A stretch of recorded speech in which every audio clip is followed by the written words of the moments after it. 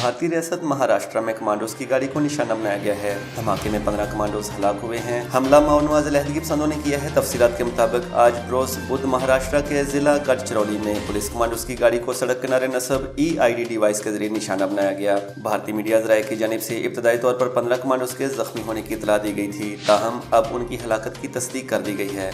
तस्वीर में देखा जा सकता है कि पुलिस कमांडोज की गाड़ी मुकम्मल तौर पर तबाह होकर टुकड़े टुकड़े हो चुकी है। जराये का कहना है कि सड़क किनारे नस्ब बम धमाके के नतीजे में निशाना बनने वाले कमांडोज को अस्पताल मुंतकिल किया गया था। उनमें से कुछ मौके पर ही हलाक हो गए थे, जबकि कुछ कमांडोज ने अस्पताल पहुंचकर दौरान इलाज दम तोड़ा।